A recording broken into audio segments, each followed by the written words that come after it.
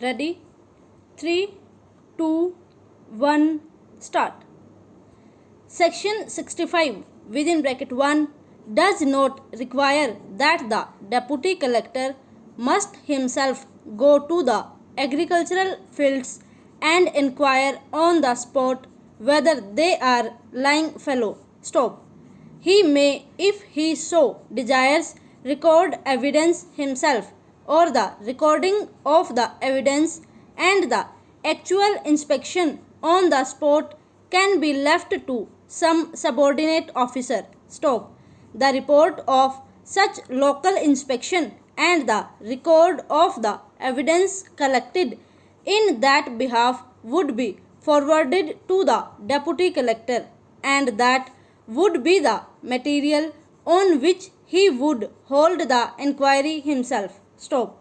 The inquiry is thus held by the deputy collector, though the mechanical work of collecting material has been entrusted to a subordinate revenue officer. Stop.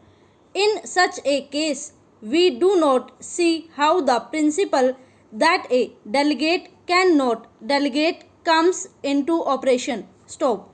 In Sahani Silk Mills case, the issue was whether an officer or authority as a delegate of certain powers by the corporation could further subdelegate said powers. Stop. It was observed by this court. Para. The courts are normally rigorous in requiring the power to be exercised by the persons or the bodies authorized by the statutes. Stop. It is essential that the delegated power should be exercised by the authority upon whom it is conferred and by no one else. Stop. At the same time, in the present administrative setup, extreme judicial aversion to delegation cannot be carried to an extreme. Stop. A public authority is at liberty to employ agents to exercise its powers. Stop. That is why in many statutes delegation is authorized either expressly or impliedly. Stop. Due to the enormous rise in the nature of the activities to be handled by statutory authorities, the maxim delegates non-protest delegate is not being applied, especially when there is question of exercise of administrative discretionary power. Stop.